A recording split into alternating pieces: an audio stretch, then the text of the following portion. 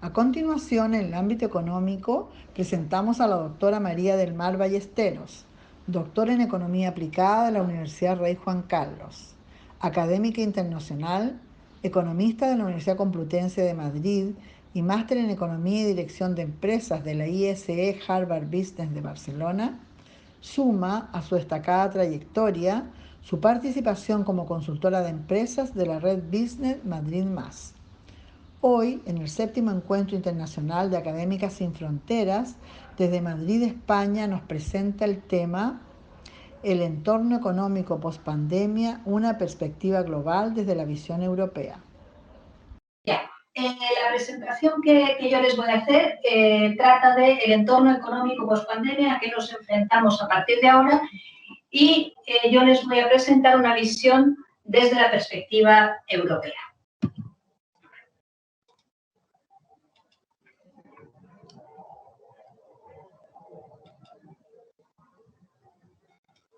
Bueno, hace aproximadamente 2 años, en esta misma reunión que tuvimos en Tacna, hablábamos de la cuarta revolución industrial. Y en línea con eso, nosotros seguíamos haciéndonos una serie de preguntas y las preguntas que teníamos a principio de este año era si éramos conscientes de lo que venía con respecto a la cuarta revolución industrial, donde se planteaban crecimientos económicos, reducciones de costos y muchas expectativas empresariales de aumento de utilidades.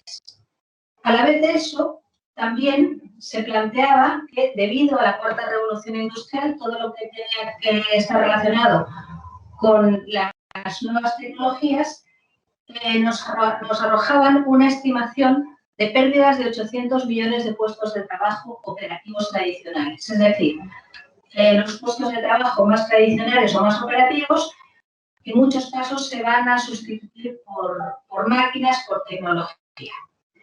Bueno, en esa misma línea, lo que nos preguntábamos desde el punto de vista académico es si nosotros estábamos preparados para enfrentar el futuro y si nuestros estudiantes también estaban preparados para enfrentar este futuro. En trabajos que a día de hoy todavía no existen, en industrias que están utilizando tecnologías nuevas y revolucionarias de forma permanente y en unas condiciones que pensábamos que ningún ser humano jamás había experimentado anteriormente. Bueno, ¿cuál es la situación a día de hoy? La situación a día de hoy es que esto ha cambiado radicalmente. En cuestión de 3-4 meses, el mundo ha cambiado. Lo que nos planteábamos en marzo de 2020, a día de hoy, en octubre de 2020, nos encontramos con que efectivamente esta situación de condiciones planetarias que ningún ser humano jamás había experimentado ya están aquí. Entonces, esto nos había a todos un poquito fuera de juego y casi sin creernos qué es lo que está pasando. Entonces, lo que nos tenemos que plantear es cuáles son las principales cuestiones a día de hoy. Primero, ¿qué es lo que ha cambiado? Segundo, ¿a qué nos enfrentamos? ¿Qué es lo que viene ahora en el futuro y cómo seguir adelante? La verdad es que ha cambiado muchas cosas. Lo que nos enfrentamos no lo tenemos absolutamente claro, no sabemos muy bien qué es lo que viene y en base a estas preguntas contestar cómo seguir adelante es un poco casi más complicado y más difícil que las anteriores. Entonces, ¿qué es lo que sí que podemos pensar y que lo que podemos observar inmediatamente que ha cambiado? Bueno, ha habido cambios radicales en las empresas, ha habido cambios radicales en las familias, ha habido cambios radicales en las personas. Y lo que hemos observado hasta ahora es que en las empresas hay una serie de cambios fundamentales. Los viajes de negocios. Los viajes de negocios, como estábamos acostumbrados a ver, ya no existen.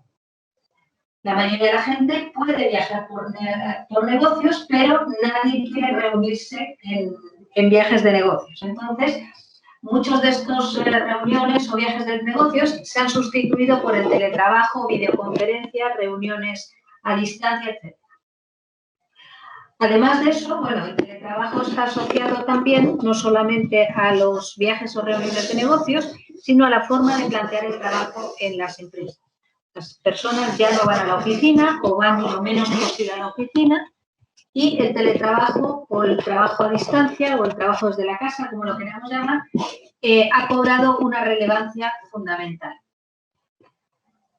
Debido a esto, también hemos encontrado o hemos observado que una alteración importante en la industria y en la cadena de suministro. Antes las personas iban a comprar, ahora las personas reciben muchos de los productos, los reciben en la casa. El comercio tradicional ya no es igual que antes, entonces, en ese sentido, la cadena de suministro ha cambiado de forma importante. Y la industria, obviamente, asociado a eso, también ha tenido que cambiar. O, si no ha cambiado todavía en algunos casos, va a tener que cambiar. ¿Por qué? Porque al cambiar la cadena de suministro y cambiar los clientes o la forma de comprar, obviamente todo lo demás se tiene que modificar hacia atrás. Debido a la incertidumbre que existe, en este minuto la mayoría de las empresas tienen serios problemas o serias dificultades a la hora de proyectar y planificar. Porque lo que hace 8 meses estaba planificado a día de hoy está completamente obsoleto y además, debido a la incertidumbre que hay, que no se sabe qué es lo que viene, planificar a largo plazo e incluso a corto plazo es muy complicado. Y asociado a esto, un tema que no se trata mucho, pero que está detrás, es la estabilidad del sistema financiero y del sistema de financiamiento. El sistema financiero como tal, teóricamente no tiene problemas, porque se ha estimado que en estos últimos meses el nivel de ahorro en los hogares ha subido tremendamente. Entonces, el sistema financiero sí está estable. Pero, ¿qué es lo que ocurre? Lo que no está tan claro es el sistema de financiamiento para las empresas. Porque las empresas, cuando buscan sus sistemas de financiamiento en diferentes figuras, se basan en planificación y se basan en proyecciones, en planes de negocio, etc. Debido a que la proyección es muy difícil de hacer y la planificación es muy complicada, el sistema de financiamiento se complica porque el nivel de incertidumbre es tal que está en riesgo o está, digamos, en cierta forma en crisis ese sistema de financiamiento. Si no te podemos planificar, difícilmente podemos solicitar dinero al banco. A nivel internacional, ¿qué es lo que ha cambiado? ¿O qué es lo que se ha observado en líneas generales que ha cambiado? Bueno, uno de los temas fundamentales es el cuestionamiento de la globalización. Es decir, estamos empezando a tener una tendencia a la desglobalización.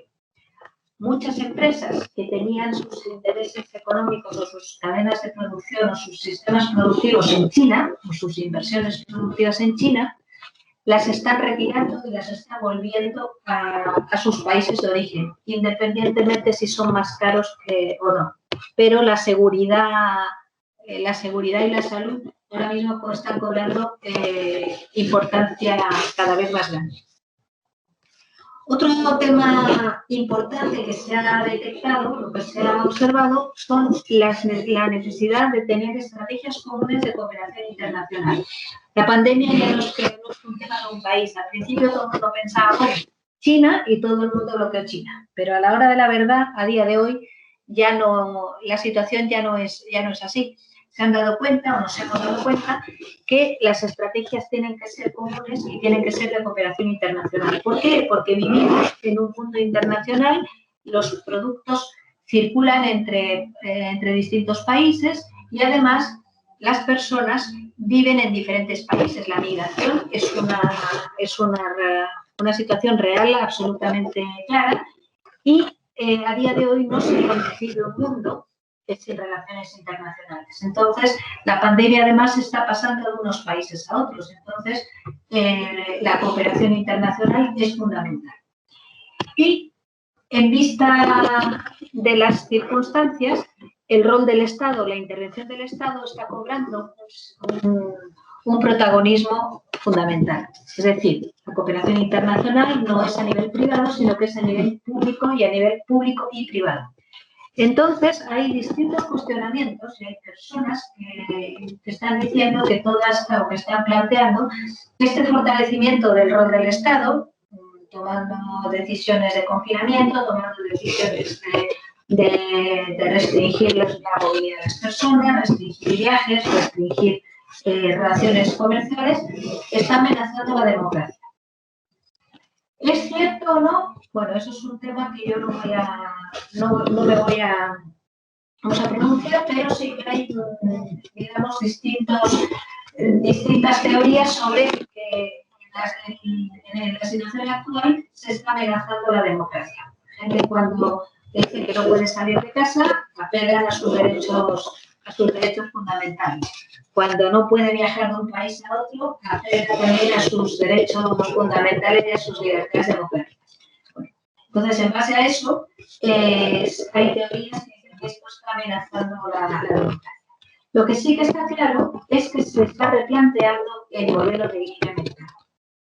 Ya se venía replanteando hace tiempo, en vista de los resultados de inequidad y de desigualdad entre distintos países, pero lo que sí que está claro es que a día de hoy se está replanteando el modelo de libre mercado. Cosa que, desde el punto de vista empresarial, es fundamental, porque las empresas van a empezar a tener ciertas restricciones o algunas leyes. ¿Qué ha cambiado en los paradigmas de las empresas? Bueno, en los paradigmas de las empresas también ha habido cambios. Y uno de los puntos críticos es el replanteamiento del modelo de consumo. El consumo que se hacía antes, las personas iban a comprar, iban a ver los productos, los tocaban, los probaban, los veían. Eso a día de hoy está absolutamente limitado y en muchos casos incluso no se puede hacer. En algunos países se está volviendo a poder hacer de forma, digamos, más o menos paulatina, pero hay países donde todavía eso no se puede hacer o incluso se pudo hacer durante un tiempo, pero se están volviendo a restringir las medidas. Cuando hablamos del modelo de consumo estamos hablando de poder ir a tomarse un trago, una cerveza o ir a tomarse un café con unos amigos o ir a comprarse un vestido o ir a comprar unos zapatos. El modelo de consumo ha cambiado radicalmente. ¿Por qué? Porque hay restricciones, hay limitaciones y además ha entrado de forma muy fuerte o muy importante la compra por Internet. O hay que pedir cita previa, etcétera, etcétera. Entonces, el modelo de consumo ha cambiado radicalmente. Y otra cosa importante, debido a que las personas no tienen tanta movilidad, el hecho de salir de casa ya no es tan importante. Entonces, toda la parte de consumo que antes comprábamos para salir de casa, más vestidos, distintos pares de zapatos, eternos, corbatas, etcétera, bueno, ya no son tan necesarios como antes, porque uno no se pone un traje y corbata todos los días para trabajar en casa o hacer teletrabajo. A lo mejor se pone una corbata si tiene que tener una reunión de cara a un cliente o una reunión de trabajo, pero no necesariamente se tiene que poner los mejores zapatos o una mujer no tiene por qué ponerse zapatos de taco alto si está sentada delante de una pantalla. Entonces, ese tipo de modelo de consumo ha cambiado de forma importante. Entonces, las empresas obviamente tienen que adaptarse a ese nuevo modelo de consumo. Ya no se vende de la misma manera y tampoco se venden las mismas cosas. Y hay cosas que antes no se vendían y ahora sí se venden y viceversa. Por otro lado, los trabajos han cambiado. Entonces, no solamente han cambiado las condiciones de trabajo, sino que han cambiado también los hábitos de trabajo y, por tanto, las relaciones laborales. El teletrabajo es uno de las cosas más críticas o de los puntos más importantes que se ha desarrollado y que se está desarrollando a pasos vertiginosos en todos los países. Había países que ya tenían este tipo de modelo de trabajo de tiempo, pero los países que no lo tenían adoptado, bueno, lo están adoptando a toda velocidad. Entonces, ¿esto qué implica? Implica que las personas tienen hábitos de trabajo ahora mismo diferentes, porque ya no tienen que salir de casa temprano, pueden trabajar desde la casa, etc. Las condiciones de trabajo también han cambiado. ¿Por qué? Porque ya no tenemos una oficina donde ir, tenemos que adaptar algún lugar dentro de la casa y, por tanto, también las relaciones laborales, la relación entre los colegas, la relación entre los pares y la relación con los subordinados y con los superiores ha cambiado, porque ya no es una relación directa. La mayoría de los casos no tenemos una relación cara a cara. Aunque tengamos una pantalla y tengamos un teléfono, no es lo mismo que ver la persona cómo se mueve, es decir, el lenguaje corporal ya no lo tenemos tan claro o ya no lo observamos tan directamente. Y esto nos genera una serie de cambios en cuanto a los conceptos de autocontrol y el concepto de confianza. ¿Autocontrol por qué razón? Porque cuando una persona trabaja en su casa tiene que tener autocontrol, tiene que tener disciplina, los niños andan por ahí, tenemos la cocina al lado para prepararnos un café. Entonces, el sistema de autocontrol aquí ahora cobra una importancia muy alta, o muy elevada o fundamental. Y en cuanto a las relaciones laborales, sobre todo entre subordinados y superiores, el sistema de confianza también es fundamental. Ya no tenemos al jefe que está encima nuestro o no tenemos a nuestros subordinados a la vista permanentemente. Entonces, el sistema de confianza es uno de los puntos críticos que en algunos casos no se ha desarrollado y en otros casos, bueno, pues hay que desarrollar. Por otro lado, asociado también a este sistema, tenemos que tener también, se tiene que desarrollar nuevos métodos de gestión y control, porque cuando yo no tengo a las personas directamente al frente, el sistema de gestión y el sistema de control es completamente diferente. Y en muchos casos tenemos que basarlo en la confianza. También obviamente hay un refuerzo en la estructura informática, este es absolutamente obligatorio porque todo lo anterior, si estamos hablando de teletrabajo, trabajo a distancia o parte de trabajo en la casa, parte de trabajo en la oficina, la estructura informática es fundamental. Sin estructura informática este sistema es imposible que funcione. Y también, obviamente, el sistema de contratación es diferente. ¿Por qué? Porque se han cambiado la ubicación física del trabajo, ha cambiado la forma de trabajo, obviamente los contratos, las formas de contratación son diferentes. Incluso en muchos casos hasta las entrevistas de trabajo se están haciendo de forma virtual. Tenemos una serie de desafíos delante. Necesitamos tecnología.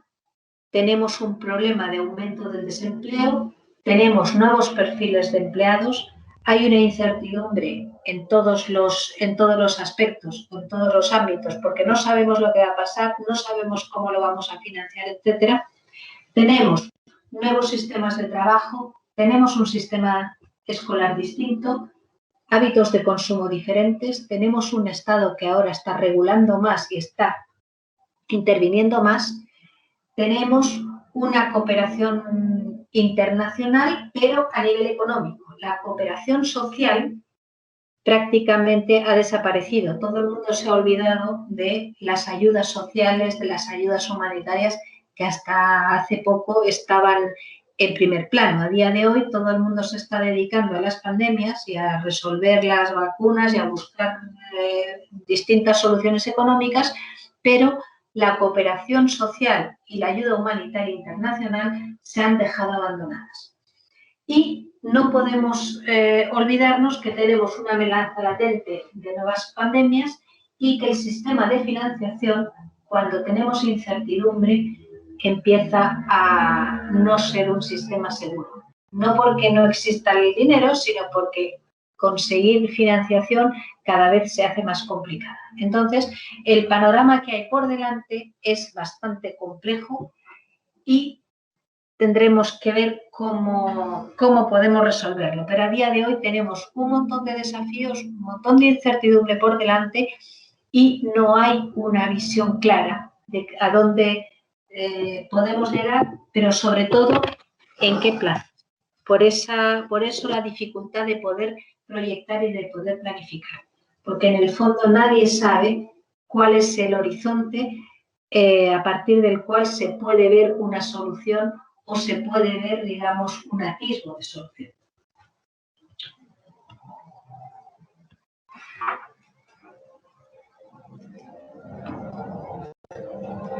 Bueno, aquí, perdón, muchas gracias por escucharme. Y les voy a sugerir una serie de lecturas que me han parecido artículos bastante interesantes, hablan de muchas cosas diferentes, pero son interesantes si los pueden echar un vistazo. Algunos obviamente son más políticos que otros, pero en el fondo tocan distintos temas y abren muchas cuestiones. Por ejemplo, el artículo en que 8 formas en que el coronavirus cambió el mundo, qué cambios o qué cosas tienen que tener en cuenta las startups o los pequeños empresarios frente a esto. El tema de la contaminación, que es un tema que efectivamente es candente. Los conflictos que está generando el COVID y las tendencias que tiene que vigilar está relacionado con las ayudas humanitarias y los lugares de conflicto. ¿Y qué va a pasar o qué se plantea que puede ocurrir con la educación superior? Entonces, estos artículos, hay muchos más, pero yo he seleccionado estos porque me han parecido que eran interesantes y se los recomiendo.